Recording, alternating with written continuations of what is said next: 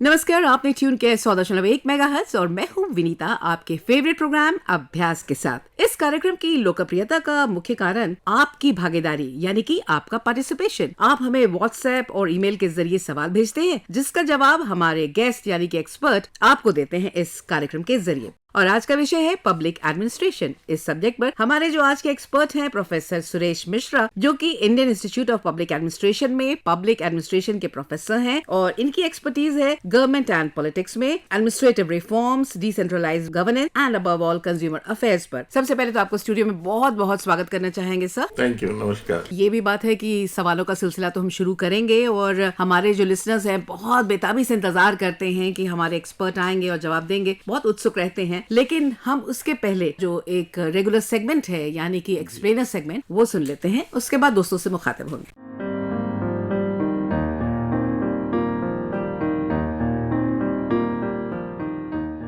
स्थानीय स्वशासन राजनीतिक व्यवस्था क्रम में बिल्कुल निचले सोपान तक सत्ता का हस्तांतरण है।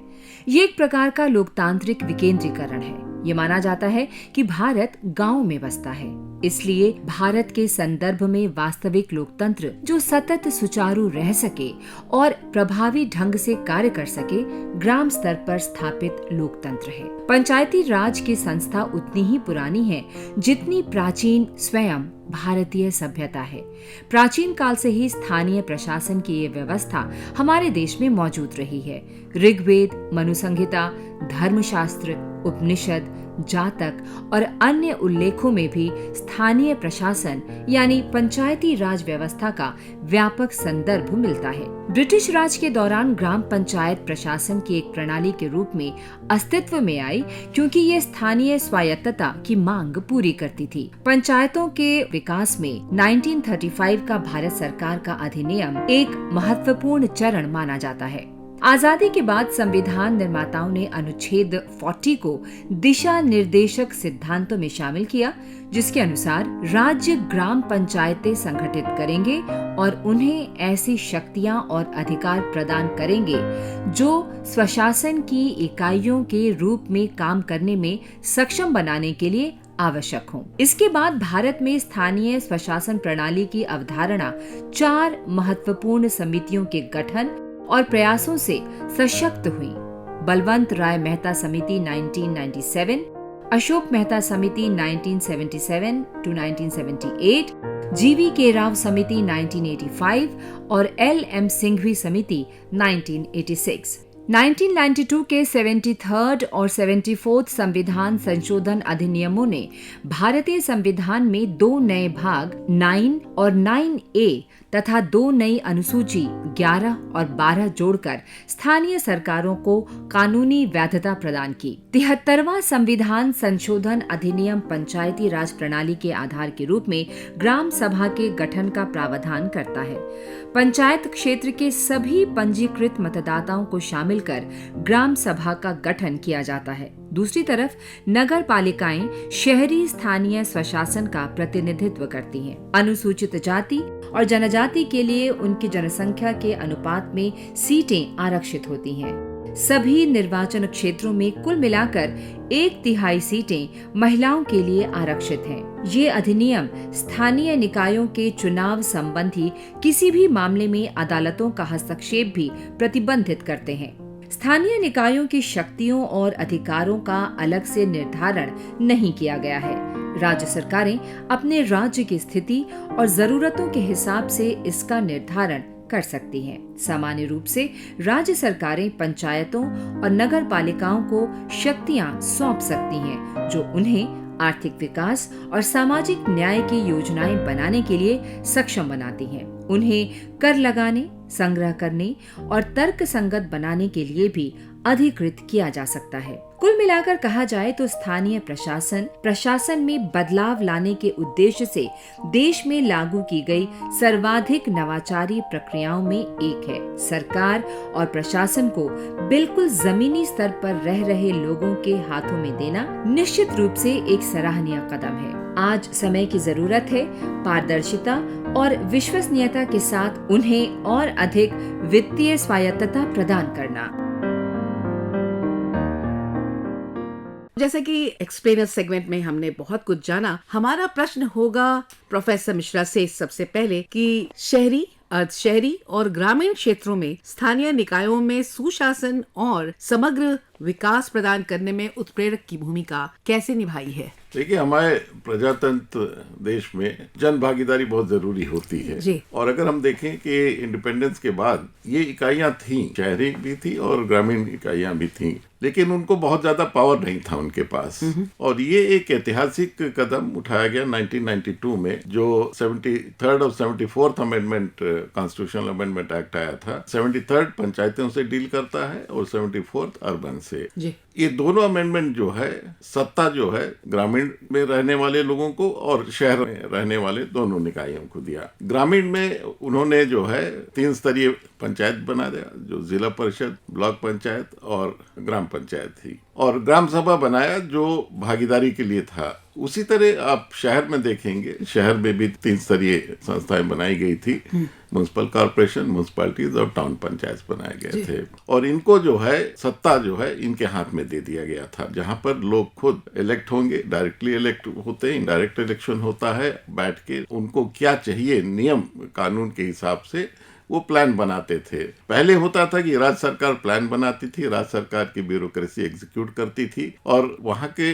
लोकल जो लोग रहते थे उनकी कोई भागीदारी नहीं रहती थी। तो इस तरह का प्लान जो है जरूरत के हिसाब से नहीं बनता था पहले। लेकिन इन अमेंडमेंट्स के बाद खुद लोग अपना ही प्लान बनाने लगे, उसको मॉनिटर करने लगे और इम्प्लीमेंट भी करने में उनका बहुत योगदान रहा है। तो इस तरह आप देखेंगे तो जो कॉन्सेप्ट ऑफ गुड गवर्नेंस आया, तो अकाउंटेबिलिटी भी बढ़ गई, रिस्पॉन्सिबिलिटी भी बढ़ गई, रेस्पॉन्सिवनेस भी बढ़ गया, और वो उसको मॉनिटर भी करने लगे थे। तो इस तरह जो है अगर आप देखेंगे कि जो डेवलपमेंट 92 के बाद हुआ है वो बहुत बेहतर हुआ है। उसका जो एक आउटकम रहा है, बहुत रिसोर्स यूटिलाइजेशन में भी बहुत अच्छा रहा है, और जो इम्प्लीमेंटेशन स्ट्रेटेजीज रही वो बहुत अच्छी रही। तो हम एक तरह कह सकते हैं कि मेजर बूस्ट इन इकाइयों को मिला था, शहर और ग्रामीण दोनों की, एक विकास का एक दौर अच्छा चले ताकि डेवलपमेंट गांव में और शहर में हो सकता है।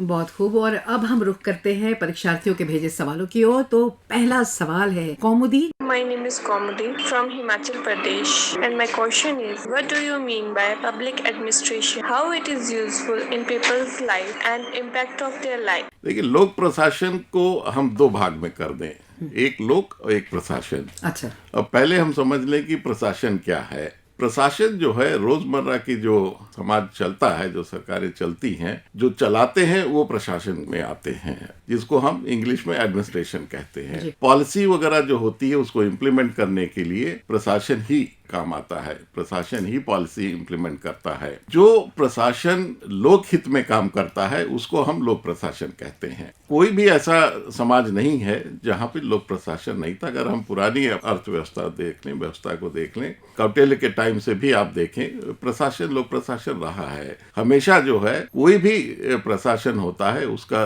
दायित्व है कि जनता को सही दिशा दे, सही तरह से विकास करे, और उनकी जो जन समस्याएं हैं उनको दूर करने का एक प्रयास रहता है। तो लोक प्रशासन हमको उसी कॉन्टेक्स्ट में देखना चाहिए। बहुत सी एक्टिविटीज, बहुत से टास्क जिसको हम कहते हैं सरकारी है, वो बेसिकली सरकार तो देखिए बदलती रहती है लेकिन प्रशासन नहीं बदलता है। प्रशासन कंटिन्यू करता रहता है, सरकारें बदलती रहती हैं, जो पॉलिसी और प्रोग्राम्स होते हैं उनको वो लागू करते रहते हैं। तो हमको लोक प्रशासन इस कॉन्टेक्स्ट में देखना चाहिए कि जो प्रशासन जनता का सेवा करता है उसी को हम लोग प्रशासन कहते हैं। जी, ये अगला सवाल है अंसार अली। मैं अंसार अली शहादरा से बोल रहा हूँ। मेरा सवाल यह है कि मैक्स वेबर का नौकरशाही के सिद्धांत के बारे में आप थोड़ा प्रकाश डालिए। लेकिन नौकरशाही मैक्स वेबर का सबसे अच्छा काम रहा है, और उन्होंने 6 सिद्धांत बेसिकली बताया है। पहला यह है कि नौकरशाही को भी उन्होंने एक ऑर्गेनाइजेशन की तरह ही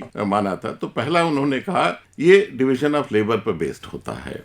कोई भी संस्था में जो नौकरशाही होती है वो स्पेशलाइज्ड होती है, हर एरिया में उनका स्पेशलाइजेशन होता है और डिवीजन ऑफ लेबर पर वो काम करती है। दूसरा था कि हायरार्की बेस्ड होता है, जिसमें कमांड स्ट्रक्चर एक रहता है, ऑर्डर फ्लो होता है, ऊपर से नीचे, नीचे से, इस तरह का एक हायरार्की सिस्टम रहता है। टॉप में, मिडिल में और लोअर फिर सिस्टम रहता है। तीसरा उन्होंने कहा कि बहुत रूल और प्रोसीजर्स रहते हैं, लिखित रहते हैं, और इसलिए जो है ये रूल बेस्ड होता है। ऐसा नहीं कि अपने मन पर कोई भी अधिकारी कुछ भी कर सकता है। ब्यूरोक्रेसी में रूल्स फॉलो करता है, और रूल्स लिखित रूल्स रहते हैं और रिकॉर्ड्स रखे जाते हैं ताकि वो उसको देख ले। चौथा उन्होंने ये कहा कि ये जो है सिलेक्शन के थ्रू आते हैं। ऐसा नहीं कि कोई भी आ जाए, सेलेक्ट हो जाए ब्यूरोक्रेसी में। तो सिलेक्शन एक उन्होंने इसको एक मोड बना लिया है, और उसमें उनका कैरियर ओरिएंटेशन भी रहता है, प्रिविलेजेस तय रहते हैं, उनकी प्रमोशंस तय रहती हैं, सैलरी।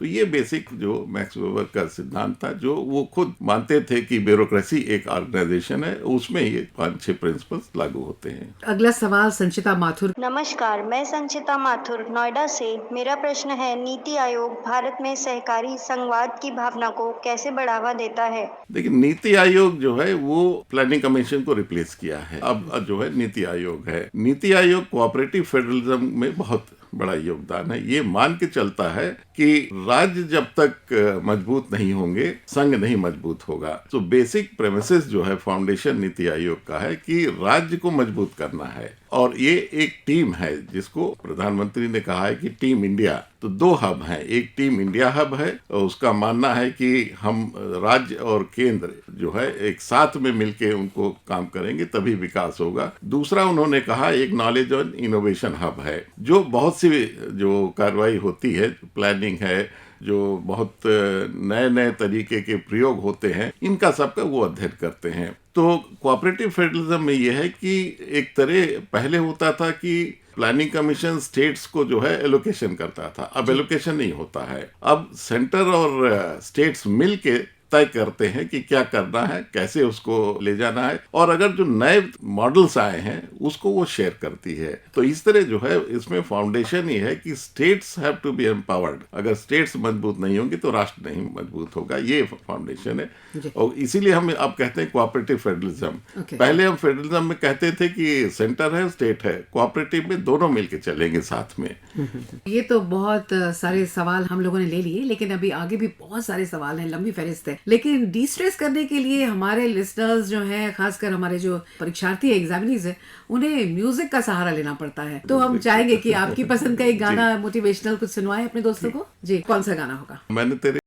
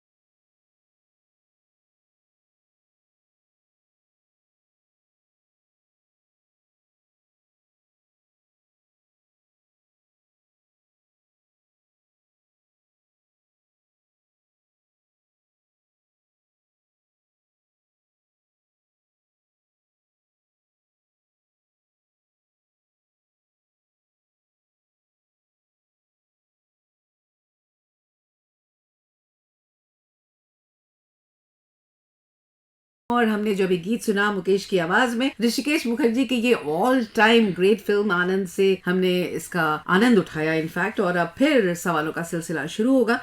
तो अगला सवाल मीनाक्षी। मेरा नाम मीनाक्षी है, मैं उत्तराखंड से बोल रही हूँ। मेरा प्रश्न उत्तरदायित्व और जवाबदेही सुशासन के दो प्रमुख लक्ष्य हैं।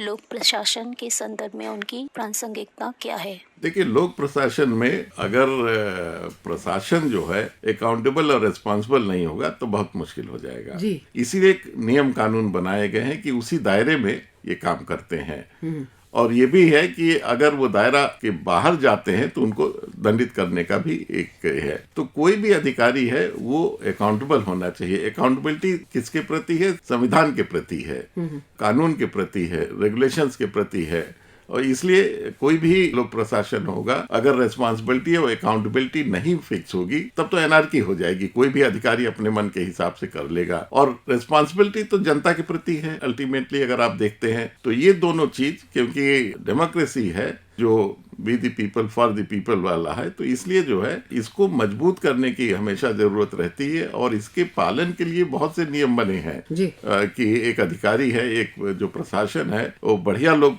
प्रशासन चलाने के लिए अकाउंटेबल भी होना चाहिए और रिस्पॉन्सिबल भी होना चाहिए कि जो दायित्व उसको दिया गया है उसको सही रूप से वो निभाए। और अगर नहीं निभाता है तो उसकी अकाउंटेबिलिटी भी फिक्स होनी चाहिए। और अब दिल्ली से ही हर्षिता लिखती हैं, भारत जैसे घनी आबादी वाले देश में लोक प्रशासन को किस तरीके से काम करना चाहिए कि हम अपनी समस्याओं से आसानी से जुड़ सकें? देखिए, लोक प्रशासन का मूल सिद्धांत यह है कि वो जनता की सेवा करे। तो लोक प्रशासन को कंज्यूमर फ्रेंडली होना चाहिए, सिटीजन फ्रेंडली होना चाहिए और नियम कानून के तहत चलना चाहिए, संविधान के प्रावधान के हिसाब से चलना चाहिए। और जो प्रोग्राम पॉलिसीज है सरकार की उसको सही रूप से क्रियान्वित करना चाहिए, तभी एक अच्छा लोक प्रशासन माना जाएगा।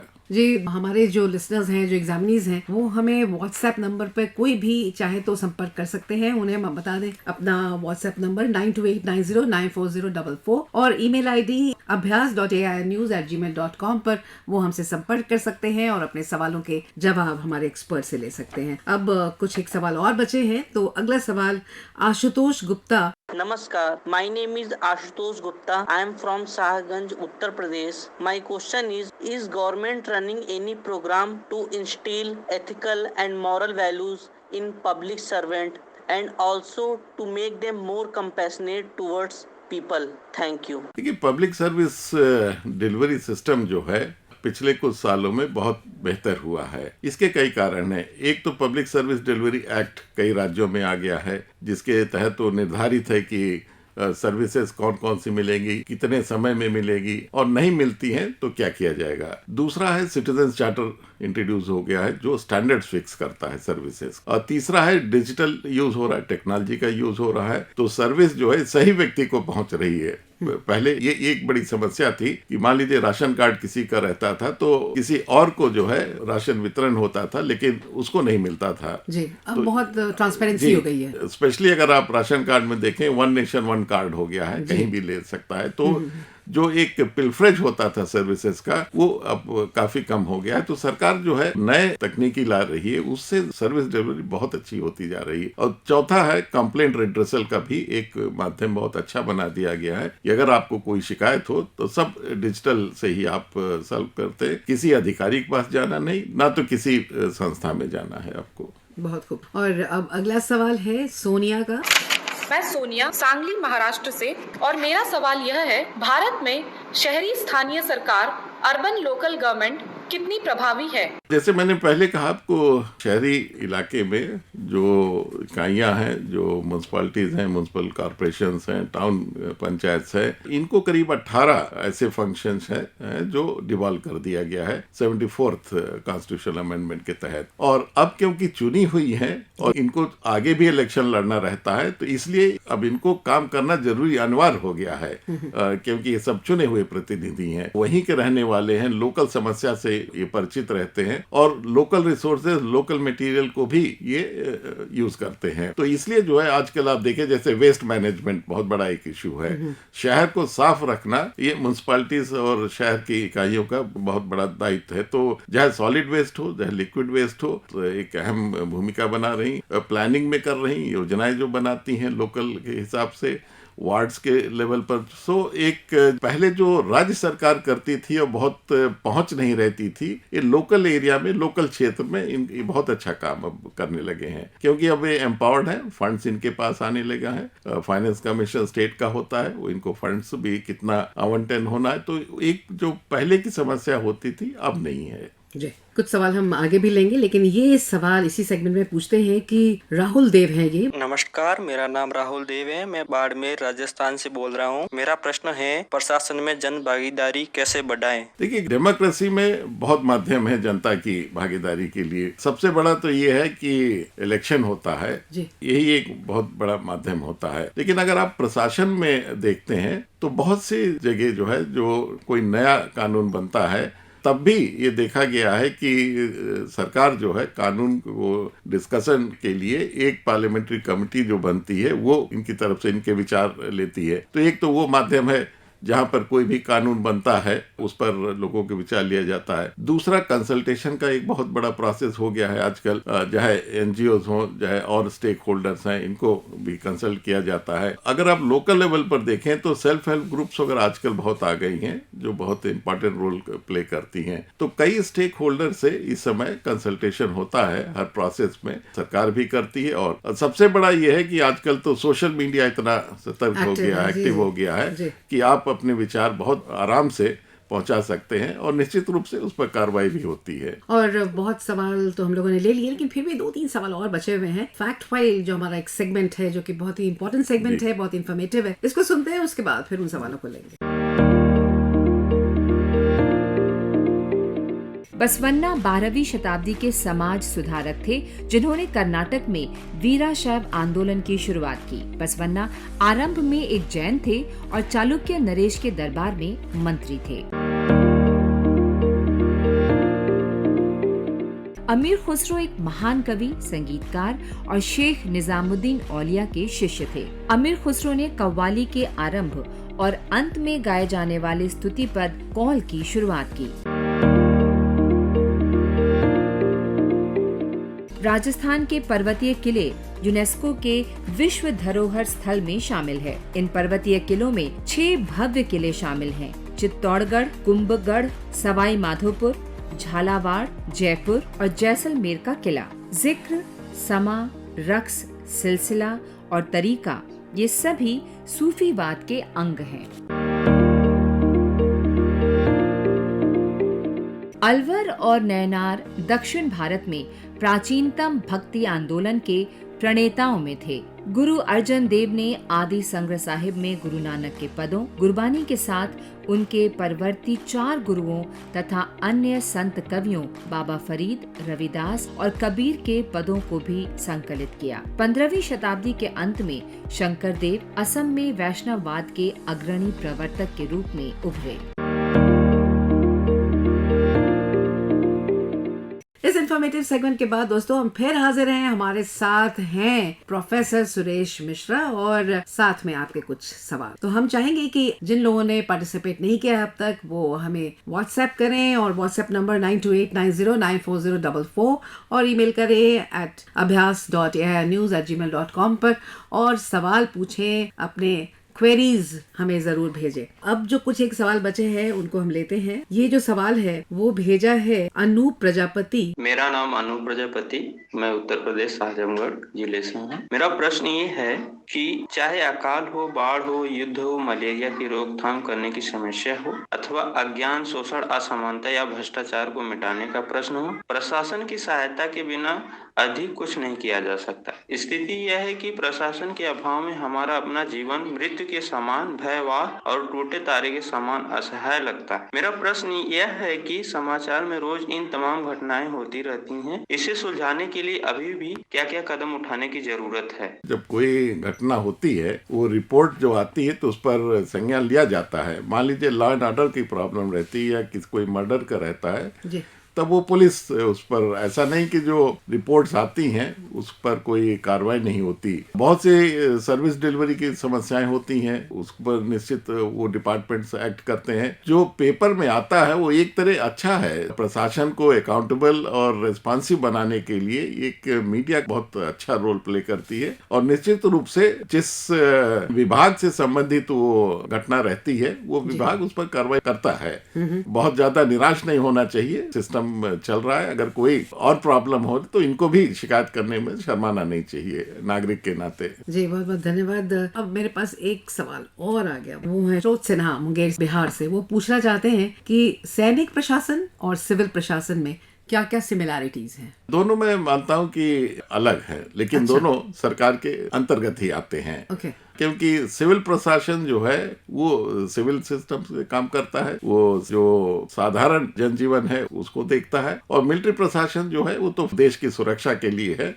और आंतरिक सुरक्षा में बहुत कम इस्तेमाल किया जाता है। उसके लिए हमारी पुलिस है, उसको भी हम नॉर्मली सिविल पुलिस ही मानते हैं। तो इन दोनों में अंतर ये है, इनका कार्य अलग है, लेकिन कभी कभी मिलिट्री प्रशासन भी लॉ एंड ऑर्डर के लिए इस्तेमाल किया जाता है, बट दोनों सरकार के हिस्से हैं। जी। और ये लास्ट क्वेश्चन इस सेगमेंट का, वो है नीरजा मनी गुंडी आंध्र प्रदेश से। वो पूछती है, what is public administration all about? Is taking public administration as the optional in mains UPSC is good or not? A very important question. Public administration is what government does and what it does not. It's all under public administration. Yeah. As I said earlier also, public administration covers a lot of things and it covers everybody's life. Whether they should take, then I can only say that if she has not decided her optionals, then it's a good optional to decide She can public go for it. administration. She can go for it. Yeah. It's very good scoring. The syllabus is much lesser and there's a lot of interlapping between paper 1, paper 2 and GS. That's the advantage with public administration. और अब दोस्तों हम आपको जानकारी दे दें आने वाले कुछ एग्जाम्स की।